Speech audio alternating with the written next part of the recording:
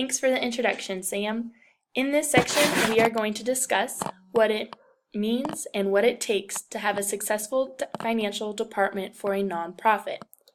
Also, we will talk about how our financial department will run smoothly with showing how we can be transparent. At the end, we are going to talk about a great local fundraiser that we have in store. My name is Helen Hutchinson, and I am the treasurer for 49ers Guide to Alaska Living. As the treasurer, I am responsible for finding investors, bookkeeping, fundraising, payroll, and maintaining transparency with our money. Currently, we have Home Depot, Lowe's, Big Ray's, and Country Kitchen as our providers for materials for our classes. Financially, I have applied for 2 grants offered through the federal government to help with starting up a nonprofit. Our payroll is non-existent because our mission and vision is to promote and advance Alaska living in the community. 49ers Guide to Alaska Living is based solely on the community. The reason why we aren't taking a salary is because we don't feel the need that money can justify what we're doing. And it can't justify our worth. It is important to help the community and not ourselves. Maintaining transparency was the last point I talked about, and we're going to go into more depth on that because it is so important for nonprofits to maintain transparency. It can also be very hard for nonprofits to do that. But I have a solution for this in 49ers Guide to Alaska Living.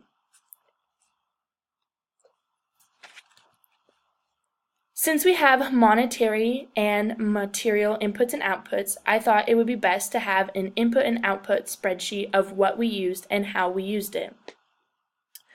I have created a mock list here of things that we could potentially use and how they are used. In the first one, it is the input and output list. Over here we have materials received. So we have, for example, 30 2x4s from Lowe's and 23 of them were used in the woodworking class that we offered. We received 3 quarts of oil from Jiffy Lube, and all of it was used in our basic car maintenance class. In this over here, we received salmon, Alaska caught salmon, and the ingredients to make baked teriyaki salmon, and all of it was used at our cooking class. The pans that we received from Country Cookware as a donation are still being used in every cooking class we offer. And the fishing gear we received from Big Ray's are still continued to be used in the classes we offer for beginning and introductory to fishing. At the bottom here, we have monetary input and output chart. So on the left here is our bank account if we receive one of the $20,000 grants from the federal government. And over here is the amount per year that initially we're projected to spend and receive. Here are the IRS startup fees that we need to pay every year for our nonprofit. The fundraising dinner, we need to book the Westmark hotel room and have all of the auction items and gifts that we will need. That is included here. Other fundraisers are miscellaneous fundraisers, for example, booths at fairs and other things, so I projected that to be about $3,000 for the year. We need to rent places if they are not already given to us for holding our classes, and having materials in case our classes aren't fully supported by the community.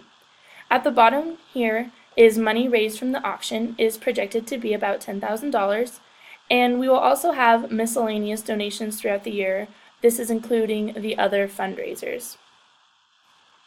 Speaking of fundraisers, we have a great upcoming fundraiser at the Westmark Hotel held on summer solstice at 7 p.m. There will be a flannel fashion show, a silent and live auction, dinner, and lots of fun. The tickets will be for sale for $50, and to inquire more about those, feel free to email me at 49ersguide-to-alaska-living@gmail.com. We look forward to seeing you there. Back to Corlin for the rest of the presentation. Thank you.